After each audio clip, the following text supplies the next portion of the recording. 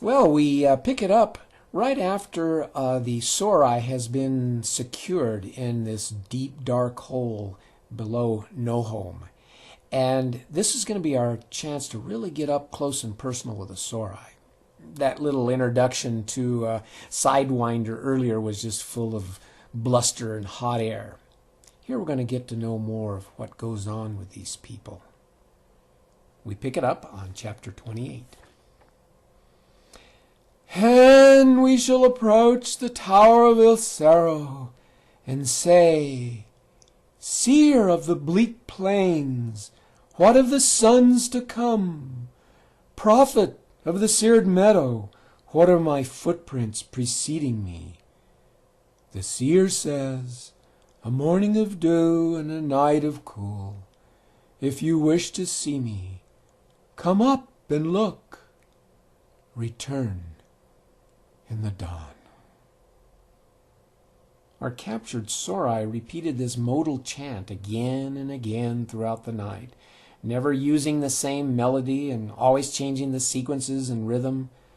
Finally, hoarseness prevented his further repetition, and I slept. Shortly, morning came, though the only way of knowing that was by the sounds of the community stirring and children chasing each other down the halls. The Sorai was awake, his desert eyes shining in the half-light.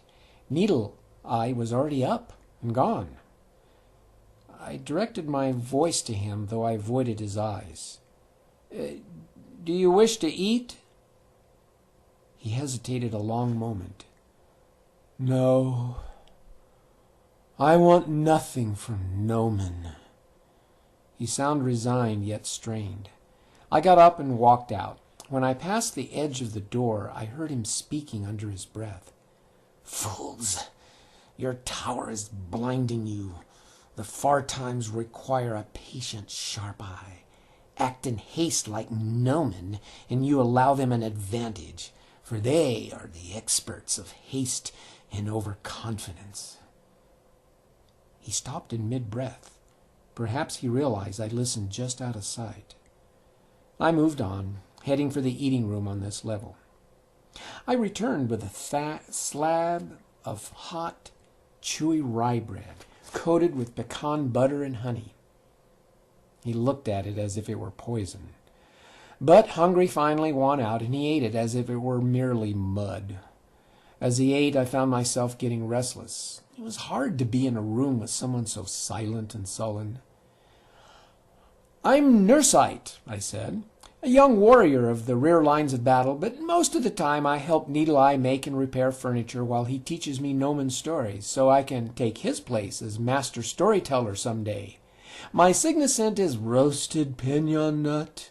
You think I have no nose? He sneered. Well, it's just that Nomen are more sensitive nose.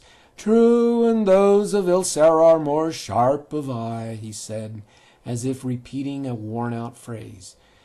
And I suppose that's why I'm deposited in this dark, stinking little hole. His voice was bordering on mania because of this room. Bothered me, too. He ate in silence, venting his anger by the manner he chewed. He must have imagined the bread to be the flesh of Nomen. As he finished, he raised his eyes to the shining ceiling. What are my footprints preceding me? He sobbed softly and hung his head. He was so still I could have sworn he had become a lump of clay. I lit a lamp, and he stirred slightly. I could see his headband was shining blue, as was the bell strap that draped from his right shoulder and across his chest, finally attached to his waistband on the left hip.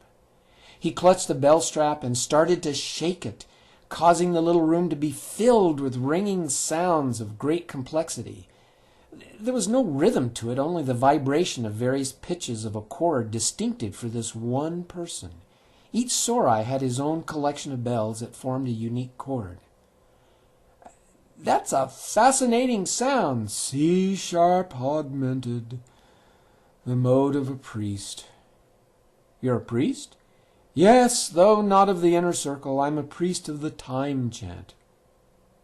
Oh. The Sorai religion was strange and complex. Yet, characteristically, it was a means for them to manipulate nature and so complement their chief objective of bending everything to their will.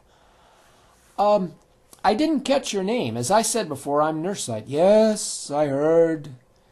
I hear the breathing of over 300 gnomon in this rat hole. I miss little of what is said in here. He sighed. And Scar flew. Oh, then you must know that sore eyes are outside, oh yes, and I doubt they will overrun you and find my corpse at this depth, this grave. When you all die of starvation, they will simply seal up the hole and leave. Oh, must high and tower, I will moulder here among gnomon bodies, never the sun over the plains to see. He cried aloud dramatically, perhaps a ritual mourning. As awkward as it was with bound hands, he began to tear his cloak and throw dust on his chest. I had to get out.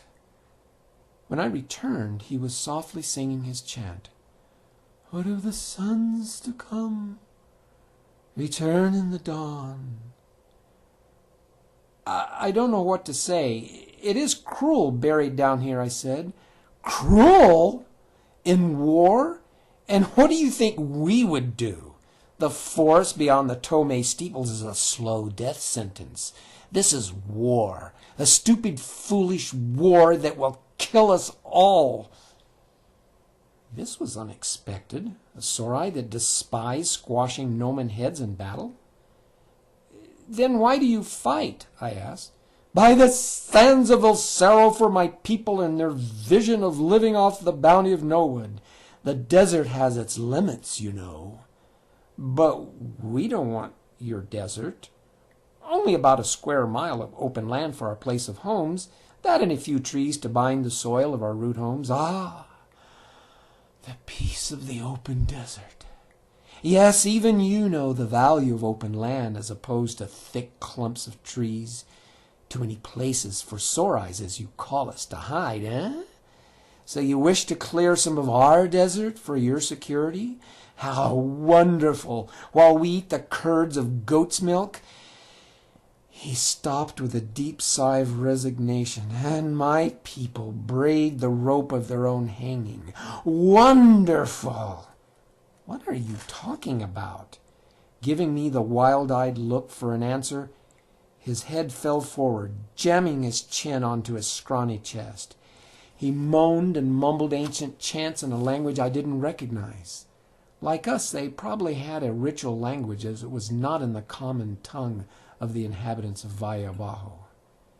As the sounds of his bells jangled softly and irregularly, I left the room to seek out Needle Eye and Nark-Nose.